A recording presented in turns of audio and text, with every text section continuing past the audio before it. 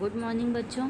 हमारा चैप्टर प्राचीन भारतीय शिक्षा में वैदिक शिक्षा, इसमें हम प्राचीन भारतीय शिक्षा के उद्देश्य कर रहे थे बच्चों। उसी के तहत हमारा जो आज का छठा टॉपिक है, सामाजिक तथा नागरिक कर्तव्य के पालन की भावना का विकास। बच्चों, इस समय की जो शिक्षा थी वो प्राचीन भारतीय के समाज में सामाजिक व नागरिक कर्तव्यों को भी विशेष महत्व दिया जाता था। प्रत्येक व्यक्ति को उनके कर्तव्य के प्रति जागरूक होना पड़ता था।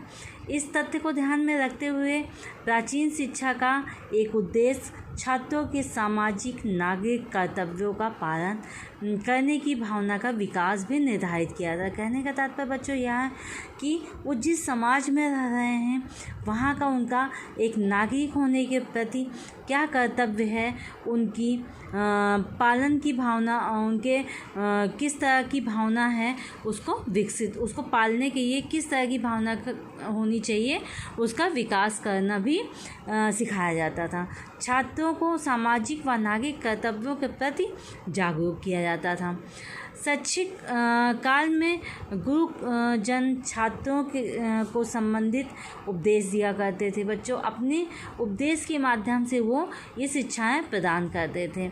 उद्देश्य में मुख्य थे उनके अतिथि का सत्कार किस तरह करना चाहिए, दीन दुखियों की सहायता करनी कैसे चाहिए, बच्चों जैसे जो गरीब हैं उनकी आप किस तरह से सहायता करोगे, ये बताया जाता था। समाज में अन्य लोगों के प्रति निस्वार्थ भाव से प्रेरित होकर व्यवहार करना चाहिए। इस प्रकार की सामाजिक कर्तव्य के अतिरिक्त परिवार के सदस्यों के प्रति कर्तव्य को भी उपदेश दिया जाता था बच्चों। परिवार में व्यक्ति को अपने पुत्र से, पति से तथा पिता के रूप में निर्धारित कर्तव्यों का अनिवार्य रूप से पालन करना चाहिए बच्चों। ये सिखाया जाता था कि आप किस तरह से एक पुत्र होने के नाते किस तरह से अपना कर्तव्य पूरा करेंगे, पति होने के नाते या पिता होने के नाते आपके क्या कर्तव्य हैं, आपको उन सब चीज़ों की शिक्षा दी जाती थी बच्चों। इसका 7वां पॉइंट है छात्रों में सामाजिक कुशलता का विकास। प्राचीन काल में बच्चों जो उद्देश्य उसके थे वो स्पष्ट थे। जो उन्हीं के अनुसार डॉक्टर मुखर्जी ने कहा है कि शिक्षा पूर्णतः सैद्धांतिक तथा साहित्यिक नहीं थी, बल्कि किसी शिल्प के संबंध में होती थी। वास्तव में बच्चों उस काल की शिक्षा का एक मुख्य उद्देश्य छात्रों में सामाजिक कुशलता का विकास करना। बच्चों समाज में कैसे एक कुशल व्यक्ति को रहना चाहिए उसके बारे में शिक्षा दी जाती थी। प्राचीन काल में स्वीकार किया गया था कि शिक्षा केवल मानसिक विकास का संगठन नहीं है, बल्कि शिक्षा अर्जित करके व्यक्ति के संपूर्ण अपनी तथा अपने परिवार को जीविका का उपार्जन की योग्यता को भी विकास है। कहने का तात्पर्य बच्चों यह है कि आप अपने परिवार की किस तरह से देखभाल करेंगे वो भी आपको सिखाया जाता था बच्चों। इसी के अनुसार छात्रों के लिए उद्योग तथा व्यवसाय संबंधी शिक्षा का चुनाव उनकी रुचि, उनकी अभिव्यक्ति तथा वर्ण के माध्यम से किया जाता था बच्चों।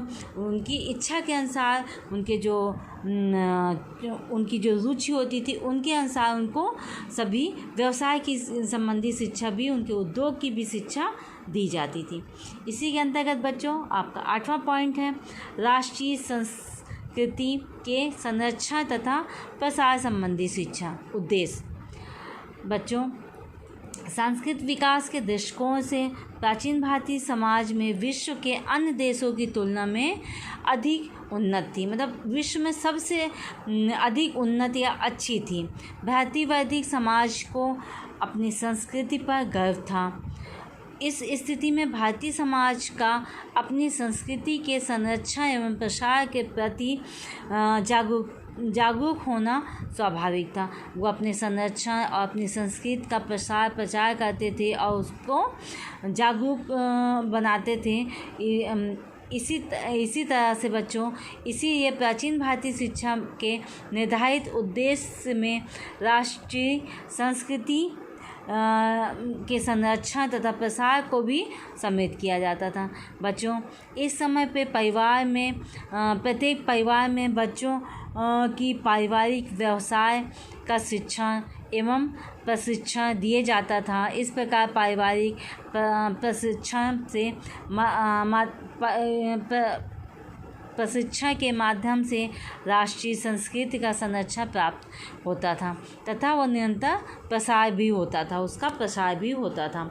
बच्चों, इसी तरह से आपको बता दूं कि उद्देश्य के माध्यम से जो शिक्षा का प्रसार था, जो शिक्षा प्रणाली थी, वो उद्देश्य उसका मान्यता को प्रदान करना तथा उसका प्रसार करना, उद्देश्य की प्राप्ति करना। शिक्षा के उद्देश्यों का निर्धारित करते समय इस बात का ध्यान रखा जाता था कि शिक्षा का स्वरूप इस प्रकार होना चाहिए कि व्यक्ति की लौकिक तथा परलौकिक जीवन को उन्नत बनाए, उसका जो व्यक्तित्व था उसको किस तरह से हम आगे बढ़ाने में सहायक हों।